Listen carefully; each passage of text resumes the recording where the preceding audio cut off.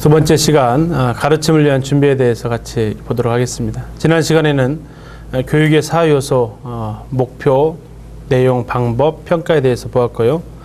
이번 시간에는 수업을 어느 틀에 넣을 것인가, 그리고 그 틀에 맞춰서 수업을 어떻게 설계하고 수업을 시작하기 전에 교사들이 먼저 결정할 것이 어떤 것이고, 또 수업의 현장에서 교사들이 언어 사용을 할 때 주의할 것이 어떠한 것들이 있는지 이렇게 살펴보도록 하겠습니다. 수업의 구조, 이 수업의 틀이라고 할 수 있습니다. 이 수업의 틀은 흔히 세 가지로 말합니다. 3단, 4단, 5단 구성이 있습니다. 먼저 이 3단 구성은 그 구성 자체가 도입, 전개, 정리로 되어 있습니다. 이 글은 논리적인 글을 쓸 때 특히 논술이 강조되면서 많이 나타나고 있는 글입니다. 성경에서 어떤 주제를 가르칠 때, 예를 들어서 침례라든지 하나님, 또 성경, 이러한 것들을 아이들에게 가르칠 때 좋은 주제가, 좋은 방법이 되겠습니다. 두 번째는 4단 구성입니다. 저는 이번에 삶을 변화시키는 가르침에서 이 4단 구성을 초점으로 해서 설명을 드릴 계획입니다. 그래서 이 각 단계에 대해서 조금 더 자세하게 설명을 드리겠습니다. 4단 구성은 도입, 전개, 정립, 종결 단계로 이루어집니다. 이 도입 단계에서 해야 될 일은 아이들의 주의 집중을 시키는 것입니다. 대부분의 교회학교에서 찬양 시간이 끝나면 이제 각 반으로 돌아가서 하나님 말씀을 듣는 시간을 가지고 있습니다. 아이들이 자리를 이동하기 때문에 혼란스러워질 수 있는 이런 분위기가 형성이 됩니다. 이럴 때 어떻게 하면 아이들의 주의 집중을 빨리 모아서 수업을 할 것인가, 이것이 도입 단계에서 이루어지는 활동이고, 두 번째로 선수학습 상기가 있습니다. 지난 시간에 배운 것을 알아보는 시간입니다. 특별히 오늘 배울 내용과 관계가 있다면 반드시 아이들에게 지난 시간에 배운 것을 확인해 주는 것이 필요합니다. 세 번째로 호기심을 유발하는 시간이 필요합니다. 이것은 아이들에게 음식을 먹고 싶다는 식욕을 불러일으키는 것과 같습니다. 배우고 싶은 마음을 일어나도록 하는 것. 그래서 짧은 동영상을 보여준다거나 시청각 자료를 보여준다거나 해서 아이들이 배우고 싶다 하는 마음을 일어날 수 있도록 하는 것, 이것이 호기심 유발이 되겠습니다. 이제 자세한 것은 가르침 실제에서 살펴보도록 하겠습니다. 다음에 전개 단계에서 해야 될 일은 성경을 읽는 것과 이야기를 재구성해서 들려주는 활동을 하게 됩니다. 성경을 읽을 때도 여러 가지 방법을 사용하면 아이들이 재미있게 읽을 수 있습니다. 선생님과 아이들이 교독해서 읽을 수도 있고, 또는 아이들끼리 교독해서 읽을 수도 있습니다. 때로는 mp3 파일로 되어져 있는 성경의 내용을 들으면서도 볼 수도 있고, 때로는 아이들이 성경을 쭉 읽도록 하다가 틀린 부분이 나오면 다른 아이가 그 틀린 부분부터 이어서 갈 수 있는, 일명 뺏어 읽기라고 표현을 하는데, 이러한 방법들도 사용할 수 있습니다. 성경 읽기가 끝난 다음에 해야 될 일은 교사들이 이 성경 이야기를 들려주거나 아이들이 이 성경 이야기를 말해보도록 하는 이런 활동이 이어지겠습니다. 특별히 저학년의 경우에는 그 이야기와 관련된 그림을 4컷이나 6컷 정도 준비해서 그 그림에 따라서 아이들이 그림을 보면서 이야기를 구성해 보도록 하는 것도 필요하겠습니다. 고학년 같은 경우에는 그 각 장면에 키워드를 주고 그 키워드가 들어가게 이야기를 쭉 해볼 수 있도록 해주는 것도 좋은 방법이 되겠습니다. 때로 이 본문과 비슷한 예화를 들려주는 것도 하나의 전개 단계에서의 좋은 방법이 되겠습니다. 세 번째로 정립 단계입니다. 정립 단계에서 할 일은 성경을 내 삶과 연관시켜보는 활동을 하는 것입니다.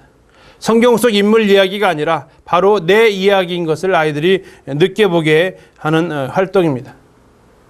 그래서 내가 어떻게 해야 될 것인가를, 내가 지금 어떻게 이런 이 성경 인물이 살았던 것을 적용할 수 있을지를 연관시켜보는, 아이들의 삶과 성경을 고리를 맺어주는 단계가 이 정립 단계입니다. 끝으로 종결 단계가 있습니다. 이 종결 단계에서는 아이들에게 수업 시간에 결정했던 적용했던 부분을 구체적으로 실천할 수 있도록 제시해 주는 것입니다. 부지런하겠다가 아니라 아침 6시에 일어나겠습니다. 이런 식으로 구체적으로 아이들이 실천할 수 있도록 과제를 부여하는 것입니다. 친구를 사랑하겠습니다가 아니라 친구와 함께 밥을 먹겠습니다. 이렇게 구체적으로 아이들에게 실천할 수 있는 방법을 전해주는 것입니다. 그리고 다음 시간에 공부할 것을 예고하고 과제가 있으면 해주고 준비물이 있으면 가져올 수 있도록 안내해 주는 것이 이 종결 단계에서 이루어지는 활동입니다. 이것을 지도안의 형식으로 나타내면 지금 보여주시는 이 화면과 같습니다. 이 파일들은 우리가 교사들이 수업할 때 쓰는 지도안의 틀입니다.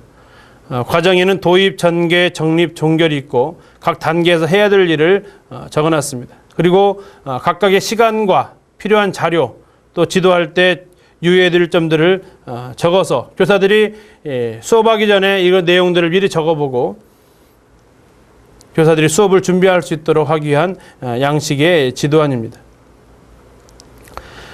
다음에 5단 구성을 살펴보도록 하겠습니다. 5단 구성은 발단, 전개, 위기, 절정, 결말의 단계로 이루어집니다. 흔히 전체 말씀할 때, 설교할 때 많이 사용하는 방법입니다. 성경 인물, 예를 들어서 다니엘이든지 요셉이든지 그들이 삶을 얘기해 줄 때 그들의 출생부터 자라나는 과정, 그들의 삶에서 닥쳤던 위기, 그리고 클라이막스에 해당되는 절정, 그리고 그가 나중에 어떻게 하나님 앞에 영광을 돌려드렸는지 이 이야기들을 쭉 구성하는 것입니다. 그래서 각각의 장면에서 극적인 효과나 반전을 아이들이 느낄 수 있도록 해줘야 되는데 제일 조심해야 될 것은 마지막 결말 부분에서 뻔한 결론으로 이와 같이 너희들도 사랑하자 이런 식으로 끝나지 않도록 하는 것이 중요한 부분이 되겠습니다. 그래서 이번 시간에는 이 3단, 4단, 5단 구성 중에서 4단 구성으로 다음 시간에 살펴보도록 하겠습니다. 두 번째로 수업을 설계할 때에 우리 교사님들께 몇 가지 조언의 말씀을 좀 드리고자 합니다. 첫 번째는 수업에는 흐름이 있습니다. 수업은 종합예술이라고 말합니다. 흔히 수업 잘 되어진 수업을 보고 나면 영화 한 편을 본 것 같다라는 표현을 선생님들은 사용하기도 합니다. 좋은 영화, 흥행 있는 영화, 어떤 영화입니까? 흥행 영화의 조건에 여러 가지가 있는데 그 중에서도 첫 번째 주연 배우가 뛰어나야 한다고 합니다. 성경의 주연 배우는 누굽니까? 우리 예수님입니다. 그 수업을 통해서 예수님이 잘 드러나는 수업, 이것이 바로 훌륭한 수업입니다. 두 번째는 뭡니까? 스토리가 탄탄해야 됩니다. 내용이 튼튼해야 됩니다. 이 영화를 통해서 말하고자 하는 것이 분명하게 드러난 영화, 이것이 흥행할 수 있습니다. 수업도 역시 마찬가지입니다. 아이들이 이 한 시간의 수업을 통해서 어떠한 배움을 가지게 될지를 분명하게 제시해 줄 수 있는 수업, 이것이 바로 좋은 수업입니다. 이러한 자연스럽고 억지스럽지 않은 수업, 이것이 바로 우리 교사들이 추구해야 될 수업의 모형입니다. 두 번째는 수업을 시작할 때 제일 중요한 시간은 도입 단계입니다. 처음 3분에서 5분 정도가 바로 수업을 실패하느냐 성공하느냐 이것을 결정지어 줍니다. 우리 속담에 들성 부른 나무는 뭐부터 한다고 했습니까? 떡잎부터 한다고 했습니다. 이 나무가 클지 안 클지는 떡잎을 보면 안다는 말입니다. 이 수업이 성공할지 실패할지는 처음 도입했던 그 3분에서 5분 동안에 아이들의 반응을 보면은 알 수 있습니다. 우리는 이 3분에서 5분 동안에 아이들의 시선을 사로잡아야 됩니다. 3분에서 5분 동안에 아이들의 마음을 빼앗아야 합니다. 교회에서 설교를 들으실 때도 아마 3분 안에서 5분 안에 오늘 설교가 들을 만하다 싶으면 설교자를 바라보지만 우리는 내용이 별거다 싶으면 이제 고개를 숙이는 모습도 볼 수 있습니다.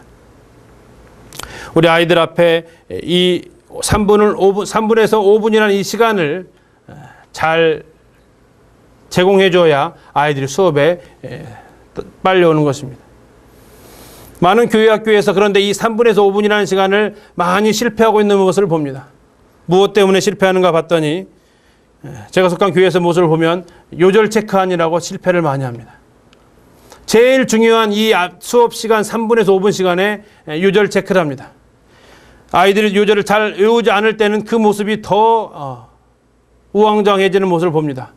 왜 안 외웠니? 아이들한테 추궁하기도 하고, 다른 아이들 시키고 난 다음에 너 다시 물어볼 테니까 또 준비하라고 하기도 하고, 이런 가운데서 이 3분이라는 시간이 지나가 버리고 나면 요절을 외우지 않았던 아이들은 긴장함으로, 그런 모습을 보는 교사는 실망함으로 수업의 맥이 다 풀려버리는 것입니다. 그래서 이 부분에 대한 것도 나중에 대안을 좀 제시해 드리겠습니다. 처음 3분에서 5분, 이것은 상당히 중요한 부분입니다. 또 한 가지, 이 처음 3분에서 5분 안에 교사들이 해서는 안 될 말이 있습니다. 그 말은 교사들이 아이들 앞에 설 때 선생님이 바빠서 말씀 준비를 못했다, 오늘은 짧게 끝낼게, 이런 식으로 말을 하는, 이런 것은 정말 우리 교사들이 피해야 할 말입니다. 그것은 두 가지의 말을 내포하고 있습니다. 하나님의 말씀은 이렇게 준비를 조금 하고도 전할 수 있단다. 또 한 가지 말씀은 너희들은 내가 조금만 준비하고도 전할 수 있는 정도의 가치를 지니고 있다. 이건 하나님의 말씀에 대한 죄요, 우리 아이들에 대한 죄악입니다. 이것은 정말 주님 앞에 통회하는 심정으로 무릎 꿇고 해야 될 말이지, 우리 사랑하는 우리 아이들 앞에서 교사들이 해야 할 말은 아닌 것입니다.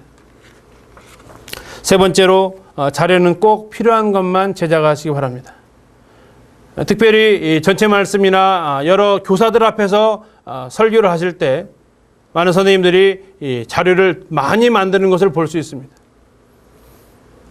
이 자료를 많이 만들면 어떠한 문제가 발생하냐면, 첫 번째, 말씀 묵상하는 시간보다 자료를 제작하는 데 더 많은 시간을 할애하게 됩니다.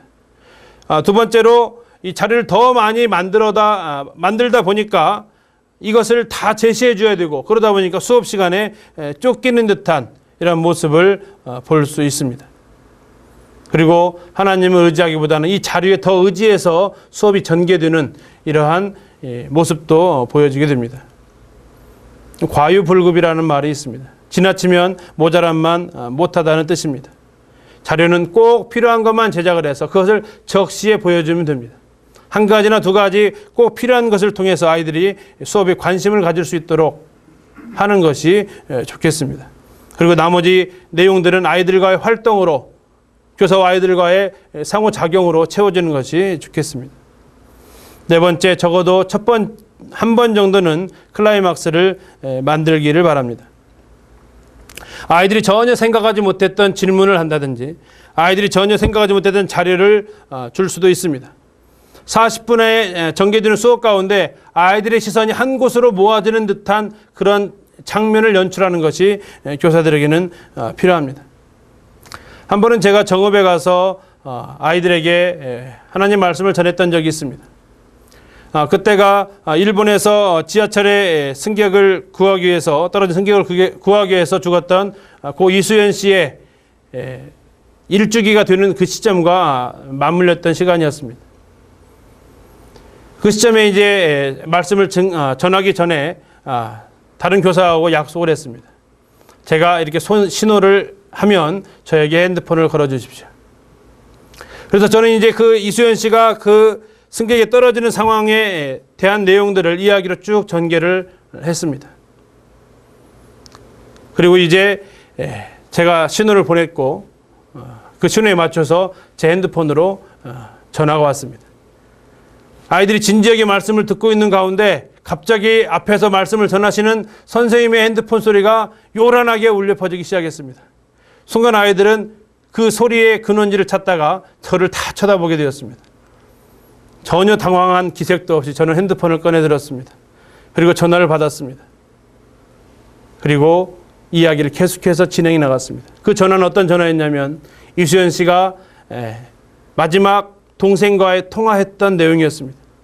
그래서 저는 그 전화 내용을 통해서 오빠 나 이제 곧 간다, 잠깐만 하고 그 이수연 씨가 지하철 선로에 떨어진 사람을 구해주러 가는 장면이었습니다.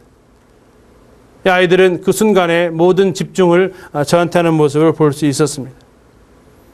이것처럼 한 번 정도의 클라이막스, 이 아이들은 그 장면을 잊지 않게 될 것입니다.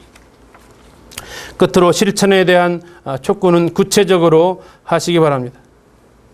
전도하자, 사랑하자, 기도하자, 몰라서 안 하는 것이 아닙니다. 우리 아이들이 궁금한 것은 어떻게 해야 돼요? 이것입니다. 어떻게 전도해야 되고 어떻게 기도해야 되는지 우리 아이들에게 구체적으로 알려줘야 할 필요가 있습니다. 예를 들어서 서로 사랑하자가 한 시간의 수업의 주제였다면 각 친구들에게 우리는 어떻게 하면 서로 사랑할 수 있을까? 사랑의 방법에 대해서 아이들이 실천할 수 있는 것을 얘기해 보도록 하는 것입니다. 오늘 나오지 못한 친구에게 전화해 주겠어요. 제 친구가 지난주에 팔을 다쳤는데 제 가방을 들어주겠어요. 우리 반에 따돌림 당하는 아이가 있는데 제가 먼저 그 아이에게 가서 웃어주겠어요. 이러한 식으로 우리 아이들이 구체적으로 생활 가운데서 실천할 수 있도록 마지막 부분에 실천에 대한 촉구를 하는 것이 필요하겠습니다. 그랬을 때 우리 아이들은 뻔한 결론으로 끝나지 않는 수업에 대해서 또 구체적으로 자신이 무엇을 해야 할지를 알기 때문에 이 마지막 수업이까지 긴장 있게 진행되는 것을 볼 수 있습니다. 다음에 수업의 설계에 대해서 같이 살펴보도록 하겠습니다. 한 시간의 수업을 준비하기 위해서 자연스러운 물이 흘러가는 듯한 수업을 준비하기 위해서 그 계획은 더 많이 치밀해야 됩니다. 하나의 집을 짓기 위해서 그 집에 설계도가 있는 것처럼 한 시간의 수업을 하기 위해서도 설계도가 필요합니다. 설계도의 첫 번째 작업은 기도하는 것입니다. 기독교 교육의 가장 큰 특징은 기도에 있습니다. 학교 교육은 기도하지 않습니다. 그러나 교회 교육은 반드시 기도를 해야 합니다. 모든 교육의 활동의 시작과 끝이 바로 기도로 시작하고 기도로 끝나야 됩니다. 하나님, 우리 아이들에게 어떠한 말씀을 가르쳐야 할까요? 묻는 것으로부터 수업은 시작합니다. 하나님, 이 아이들에게 이 사랑을 어떻게 가르쳐야 할까요? 하나님한테 묻는 것으로부터 수업은 시작하는 것입니다. 공과가 주어졌더라도, 공과에 이미 내용이 다 나와 있더라도 이 공과를 통해서 아이들이 꼭 알아야 될 것이 무엇입니까? 라고 하나님한테 묻는 것부터 수업은 시작해야 됩니다. 그리고 이 성경 본문에서 말하고자 하는 하나님의 뜻이 무엇입니까? 라고 하나님의 마음을 제가 볼 수 있도록 해달라고 우리는 기도하는 것부터 시작을 해야 됩니다. 기도 가운데 성경 본문이 정해지고 그 다음에 해야 될 일은 바로 주제와 목표를 정하는 활동입니다. 본문이 정해졌으면 적어도 교사는 그 본문을 10번 이상은 읽어야 됩니다. 10번 이상 읽으라는 얘기는 그 본문만 읽으라는 것이 아니라 본문의 앞과 뒤 정도는 반드시 알아야 됩니다. 이 이야기가 어떠한 배경에서 흘러갔고 앞으로 이 이야기가 어떻게 흘러갈 것인지를 전후 사정을 고려해서 교사들은 10번 이상 정도는 반드시 본문을 읽어야 합니다. 공과를 가지고 지도한다고 했을 때 공과를 10번 읽어서는 읽어도 읽지 않아도 되겠지만 하지만 반드시 본문은 10번 읽어야 됩니다. 그 이유는 우리는 공과를 가르치는 것이 아니고 하나님의 말씀인 성경을 가르치는 것입니다. 공과는 기성제품입니다.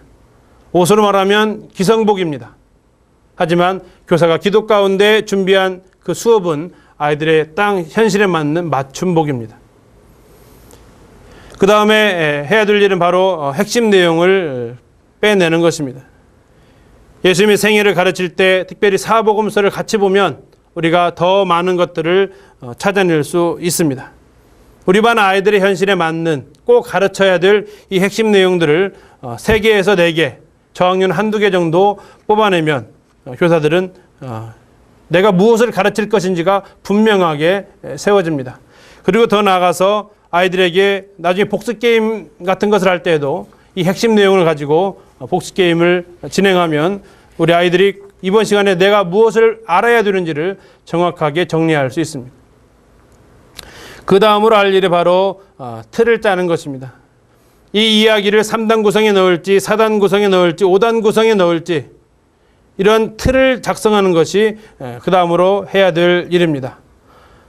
어떻게 동기유발을 하고 어떠한 자료를 활용해야 될지 클라이막스는 무엇으로 잡아야 될지 이 내용을 결정하는 것이 바로 이 과정에서 해야 될 일입니다. 그리고 나서 지도 방법을 결정을 합니다. 물고기 2마리와 오병이어를 가르칠 때 이 내용을 어떻게 가르치는 것이 좋을지 구연동화식으로 가르치는 게 좋을지, 아니면 한편의 동영상 자료를 통해서 보여주는 게 좋을지, 융판을 사용할지 노트북을 사용할지, 역할극 대본을 써서 아이들이 연극을 해보게 할지, 이런 여러 가지 지도 방법을 사용해 보는 것입니다. 따라서 교사들은 다양한 수업의 지도 방법을 아는 것이 필요합니다. 베테랑 주부는 다양한 메뉴를 만들 수 있습니다. 우리 선생님들은 베테랑 프로교사들은 다양한 수업 방법을 알고 있습니다. 만약에 엄마가 만들 수 있는 요리가 하나뿐이다, 끓일 수 있는 찌개가 오로지 하나다, 그러면 그 가정의 식사 시간은 어떨 것 같습니까? 한숨부터 하고 시작할 것입니다. 오늘 또, 내일 또. 그런데 선생님의 지도 방법이 오로지 딱 한 가지다. 그럴 때 우리 아이들의 수업 시간에 대한 기대감은 거의 없을 것입니다. 오늘 또 똑같이 하겠지. 엄마의 반찬 실력에 따라서 식탁의 풍성함이 결정되듯이 교사들이 이 여러 가지 지도 방법에 대해서 많이 알고 있는 만큼 그 수업 시간은 훨씬 더 풍요로워질 것입니다. 다음으로 지도안을 작성을 합니다. 지도안은 내가 이 시간에 수업할 내용들을 한눈에 볼 수 있도록 A4 종이 한 장에 작성하는 방법입니다. 그 내용을 보면 내가 어떠한 수업을 할 것인지 나도 알 수 있고 다른 사람들도 수업을 이렇게 진행할 수 있겠구나, 이것을 알 수가 있습니다. 가장 적절한 자료가 무엇인지를 이 지도안을 짜면서 정할 수 있습니다. 자료부터 만들면 필요하지 않은 자료까지도 만들지만 지도안을 먼저 쓰고 자료를 만들면 꼭 필요한 자료만 우리가 만들 수 있습니다. 그리고 나서 해야 될 일이 이제 자료 제작인데요. 자료 제작하는데 너무 많은 시간을 할애하지 마시기 바랍니다. 꼭 필요한 자료만 만드시고, 가장 좋은 시청각 자료가 뭔지 아십니까? 가장 좋은 시청각 자료? 그것은 교사 자신입니다. 교사 자신이 가장 좋은 시청각 자료입니다. 교사의 확신에 찬 그 목소리가, 교사의 그 진지한 그 표정이, 교사의 그 열정적인 그 몸짓이 가장 좋은 시청각 교재입니다. 자료 제작하는데 시간을 쓰기보다는 정말 그 말씀에 빠져들어가는 것이 교사로서 해야 될 부분이겠습니다. 그리고 나서 자료까지 제작이 되었으면 이제 실제 수업의 현장에서 아이들과 수업을 합니다. 특별히 우리 교사님들께 권하고 싶은 것은 수업하는 내용을 적어도 mp3로 녹음을 하시든지, 아니면 요즘은 디지털 카메라도 성능이 좋기 때문에 산발에 설치하셔서 자신의 수업을 녹화해 보시기를 권장해 드립니다. 내 수업을 녹음해 보고 녹화해 봄으로써 나의 장단점들을 다 알아갈 수 있습니다. 한 번은 저희 교회 희망하는 교사들과 함께 본인의 수업하는 모습을 찍은 적이 있습니다. 10분 설교를 시킨 적이 있었습니다. 그때 늘 습관적으로 이렇게 머리를 극적이는 교사가 있었습니다. 1분에 10여 차례 머리를 극적이는 교사가 있었습니다.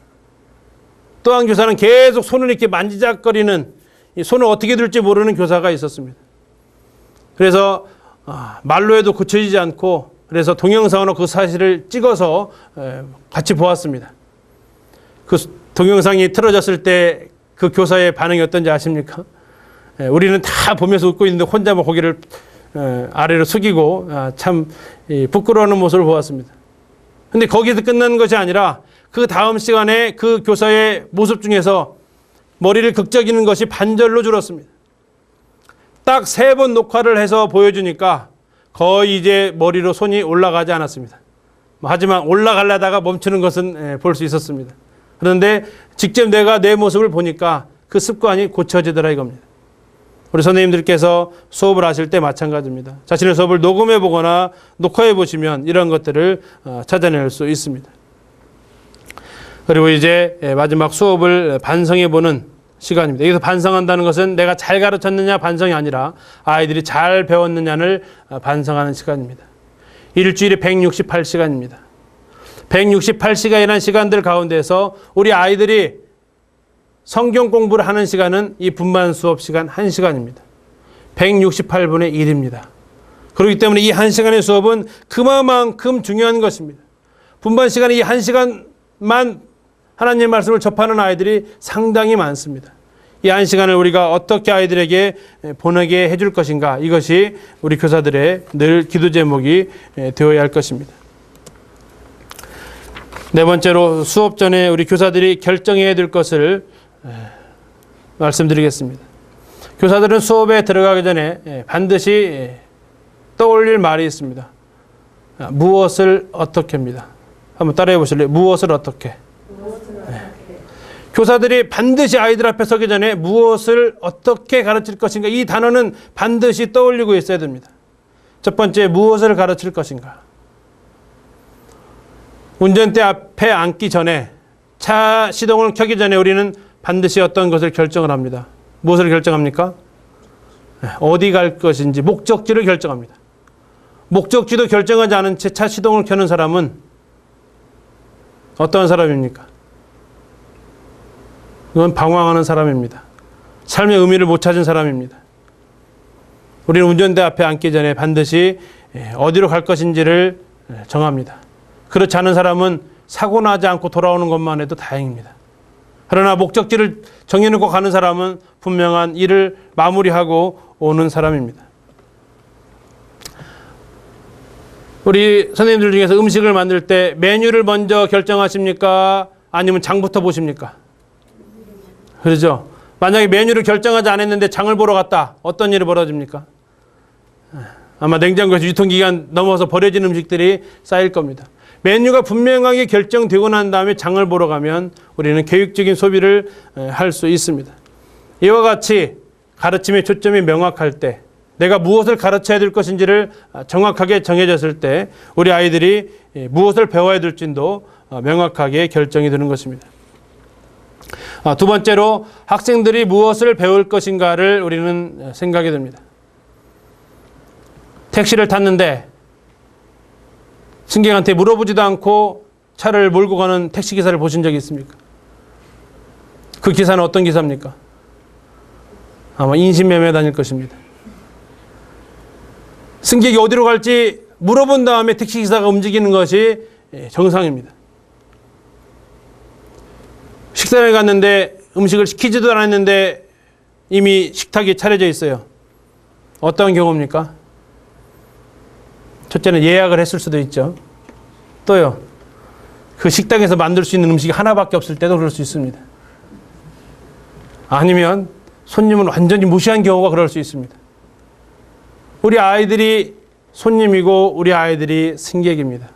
우리 아이들에게 정확하게 필요한 것이 무엇인지를 우리는 알아야 됩니다.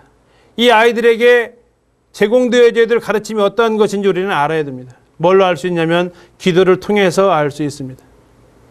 기도를 통해서 우리 아이들에게, 내가 맡고 있는 우리 반 아이들에게 필요한 것이 무엇인지를 알 수 있습니다. 우리 아이들이 무엇을 정확하게 알아야 되는지, 우리 아이들의 감정이 어떻게 되어야 할지, 우리 아이들의 생활이 어떻게 달라져야 될지 우리는 기도 가운데 알 수 있는 것입니다. 하나님한테 묻기도 전에 내 스스로 정해버리고 수업하는 이런 것이 아니라 정말 내가 맡고 있는 이 아이들이 무엇이 필요한지 우리 선생님들이 먼저 결정을 하셔야 됩니다. 그리고 이제 어떻게 가르칠 것인가를 선택을 해야 됩니다. 방금 전에 말씀드린 것처럼 교사는 한 가지 방법으로 가르쳐서는 안 됩니다. 한 가지 방법으로만 가르치는 것을 고집하게 되면 우리 아이들은 그 수업 시간이 괴로울 수밖에 없습니다. 각 주제별로, 내용별로, 인물별로, 사건별로 어느 방법이 효과적인 방법인지, 이것을 설교를 해야 될지, 토의를 해야 될지, 역할극을 해야 될지, 이것을 글로 써보게 해야 될지, 그림으로 그려보게 해야 될지, 컴퓨터를 통해서 보여줘야 할지, 어떠한 말로, 어떠한 표정, 어떠한 몸짓을 해야 될지를 우리 교사들이 정해야 됩니다. 그리고 나서 우리 아이들 앞에 서야 될 것입니다. 다양한 수업 방법, 특별히 우리 교육학교 선생님들이 협동학습에 대해서 공부를 하셨으면 좋겠습니다. 협동학습을 보시면 다양한 방법들이 거기에 나와져 있습니다. 아이들과 활동하면서 할 수 있는 여러 방법들이 그곳에 나와 있습니다. 이것을 활용하시면 많은 도움을 얻으실 것입니다. 이번 시간 끝으로 교사의 언어 사용 기술에 대해서 말씀을 드리겠습니다. 아까 방금 말씀드렸죠. 가장 최고의 시청각 교재가 누구라고요? 교사입니다. 교사의 그 자신입니다. 교사 그 자신이 가장 최고의 시청과 교재입니다. 특히 이 교사의 언어는 그 시청과 교재 중에서도 가장 핵심적인 도구가 되겠습니다. 지난 시간에 우리 아이들이 알기 쉽게 가르칠 것을 말씀드렸습니다. 또 우리 아이들이 내용을 쉽게 접해야만이, 쉽게 알아들어야만이 아이들의 삶도 변화될 수 있습니다. 자, 첫 번째로 우리 교사들이 해야 될 일이 바로 욕심을 버리는 것입니다. 내가 맡고 있는 아이들의 읽기 교과서를 읽어보시기 바랍니다. 보통 1학년 정도의 아이들은 7단어 정도로 한 문장을 형성합니다. 2, 3학년 올라가면 10개 정도 늘어나고 이제 고학년 들어가면 접속사가 들어가면서 15개 이상으로 늘어납니다. 내가 맡고 있는 아이들의 어휘 수준을 꼭 확인하셔서 거기에 맞춰서 단어를 구사하시기 바랍니다. 긴 문장보다는 짧은 문장을 사용하시기 바랍니다. 그리고 여러 가지 가르치기보다는 이번 시간에 한 가지만 가르쳤다. 한 가지라도 정확하게 가르치겠다는 그런 결정을 하시기 바랍니다. 다다익선이 아닙니다. 많이 가르쳤다고 많이 얻은 것이 아닙니다. 내가 이번 시간에 10가지 가르쳤다고 아이들 10가지 받아들이는 것이 아닙니다. 많을수록 오히려 아이들은 그 양 때문에 더 기어갈 수 없을지도 모릅니다. 또 한 가지는 반드시 어린 아이들의 구체적인 행동 변화를 요구할 필요는 없습니다. 교육은 인격적인 가르침이고 지정의가 통합된 가르침입니다. 그래서 이번 시간에는 아이들이 정확하게 알게 하는 것으로 마무리 지을 수 있습니다. 그리고 그 다음 시간에, 그 다음 주에 만나서 아이들이 그것을 느껴보도록 하는 것이, 그리고 그 다음 시간에 아이들이 실천해 볼 계획을 세우고 마지막 4번째 시간에 와서 실제로 했는지를 반성해 보는, 첫째 시간에는 왜 이것이 뜻이 무엇이고 왜 중요한지를 알아보고, 두 번째 시간에는 내가 그렇게 살아왔는지 반성해 보고, 세 번째는 그러면 나는 어떻게 살 것인지를 계획해 보고, 네 번째는 실제로 그렇게 해봤는지를 반성해 보는 한 주제를 정해서 적어도 4시간 정도는 할애해서 이렇게 가르치면 좋겠습니다. 실제적으로 학교 현장에서는 한 주제를 가르치는데 몇 시간을 사용하는지 아십니까? 학교 도덕교과서에 정직이라는 그것을 가르치기 위해서 몇 시간 사용하는지 아십니까? 교과서를 안 보신 지 오래되셔서 잘 모르시죠? 도덕교과서를 보시면 3시간에 걸쳐서 정직을 가르칩니다. 첫째 시간에는 정직의 뜻을 가르칩니다. 그리고 정직이 왜 중요한지, 정직이 왜 필요한지를 가르칩니다. 이건 아이들의 지성을 건드리는 것입니다. 두 번째 시간에는 내가 그러면 정직하게 살아왔는지 반성해 보는 시간을 갖습니다. 자, 이럴 때 이것이 정직이냐 아닌지 알아보는 시간을 갖습니다. 그 시간에 아이들의 마음을 가르치는 시간입니다. 세 번째 시간에는 내가 어떻게 하는 것이 정직한 것인지 그것을 생활 속에서 정직한 것을 실천해 볼 수 있는 계획을 세우게 합니다. 그렇게 해서 3시간에 걸쳐서 아이들의 3가지를 고칩니다. 첫 번째는 머리를 터치합니다. 두 번째는 마음을 터치합니다. 세 번째는 이제 손과 발을 터치합니다. 교회학교에서도 적어도 기도를 가르치면 이 기도에 따라서 이 3가지가 한 시간에 몰아넣는 게 아니라 이걸 좀 나눠서 아이들한테 가르치면 좋겠습니다. 두 번째로 학생이 알아들을 수 있는 말을 사용하시기를 부탁을 드립니다. 얼굴에 뭐 묻었는지 무엇을 통해서 알 수 있습니까? 거울. 얼굴에 뭐 묻었는지 알아보기 위해서 거울 보는 것이 이상합니까? 그러면 내 말이 무슨 어떠한 오류가 있는지 알아보기 위해서는 어떻게 할 수 있습니까? 녹음해 보는 것입니다. 그것은 이상하고 어색한 것이 아닙니다. 그래서 우리 선생님들께서 수업하는 내용을 녹음해서 보는 것, 이것은 아주 당연하고 합리적인 것입니다. 반드시 부탁을 드립니다. 가급적이면 녹화를 하시면 더 좋겠습니다. 두 번째로 아이들이 어떤 프로그램을 주로 보는지 그것도 시청해 봐야 됩니다. 다만 거기에 빠지지는 마십시오. 정신 놓고 넋 놓고 입 헤헤 벌리고 그것을 보지 마십시오. 그때 어린이 프로그램을 어떻게 봐야 됩니까? 그때 아이들이 주로 사용하는 어휘가 어떤 것인지를 보시기 바랍니다. 몇 문장 정도로 저 드라마를 지금 아이들 그 만화를 만들고 있는지 그러한 내용들을 확인해 보시라는 겁니다. 왜 도대체 저 만화 속에 아이들이 빠져들어갈까? 그것을 연구하면서 보시기 바랍니다. 세 번째로 아이들과 수업 시간 이외에 만나는 시간을 가져보시기 바랍니다.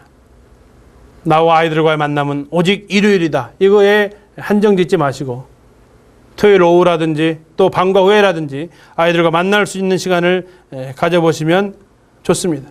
아이들이 교회 안에서 사용하는 단어와 아이들이 학교와 자기 현장에서 사용하는 단어가 다르다는 것을 알 수 있습니다. 교회 안에서 하지 않았던 이야기들을 실제로 삶의 현장에서 하는 모습도 보실 수 있을 겁니다. 세 번째로 성경 본문의 이해를 높일 수 있는 자료를 사용하시기 바랍니다. 적절한 예화가 아주 좋습니다. 설교에 있어서 비유를 창문에 표현하고 있습니다. 창문 없는 집 상상해 보셨습니까? 창문 없는 집. 아마 거의 없을 것입니다. 지하실에 살지 않는 한 밖에 내다 보이지 않는 창문은 집집마다 다 있을 것입니다. 교도소에도 창문은 하나 있습니다. 우리는 이 아이들이 잘 이해할 수 있도록 예화를 사용하는 것이 필요합니다. 너무나 많은 예화는 해롭지만 적절한 예화는 아주 아이들의 이해력을 높이는 데 도움을 줍니다. 아이들에게 교도소와 같은 창문 없는 형광을 만들어주지 마시고 다양한 예화를 통해서 아이들이 볼 수 있도록 해주시면 좋습니다. 예화가 적절하지 않다면 교사들의 삶의 이야기를 들려주시면 더 좋습니다. 교사들의 삶의 이야기, 교사들의 삶의 간증은 가장 효과적인 이야기입니다. 요즘은 또 영상 시대입니다. 아이들에게 멀티미디어 자료를 이용해서 제시를 해주시면 좋습니다. 그래서 교사들은 많은 자료들을 모으는 일들에 신경을 써야 됩니다. 관광지 가서 그냥 돌아다니지 마시고 관광지 가서 조약돌을 보면 이것은 다윗의 물맷돌을 활용하면 좋겠다고 조약돌을 하나 줍는 것입니다. 화장실에 가서 멍하니 있지 마시고 어느 교사는 화장실에 있는 걸려있는 화장지를 보면서 이런 생각을 했답니다. 화장지는 다함이 있구나. 조금 있으면 없어지겠구나. 그러나 하나님의 사랑은 끝이 없구나. 이런 것을 생각한답니다. 다양한 자료를 통해서 아이들의 집중력을 높일 수 있습니다. 네 번째로 군더더기 말을 사용하지 않도록 주의하시기 바랍니다. 역시 녹음해 보면 내가 이것을 쓰고 있는지 알 수 있을 것입니다. 또는 또 정말로, 참으로, 자, 이런 식의 의미가 없는 이런 단어들을 많이 사용하는 모습을 우리가 볼 수 있는데 녹음을 통해서 이런 것들을 우리가 고쳐나갈 수 있습니다. 더 나아가서 전체 설교를 하신다거나 할 때는 교수학습 평가서 같은 것을 받아서 내가 알 수 없는, 내가 못 보는 것들을 교사들의 눈을 통해서 제공받으실 수도 있습니다. 이와 같은 자료들은 요청하시면 제가 메일로 이렇게 보내드릴 수 있습니다. 가르침에 대한 것, 첫 번째는 욕심을 버리는 것으로부터 시작을 하고 아이들이 알아들을 수 있는 단어를 사용하며 아이들에게 필요한 자료를 제공해주고 별 필요 없는 군더더기 말을 제할 때 우리 분반 수업 시간이 더 활동적인 시간이 될 것입니다. 다음 시간에는 가르침의 실제적인 부분에 대해서 이제 구체적으로 살펴보도록 하겠습니다. 감사합니다.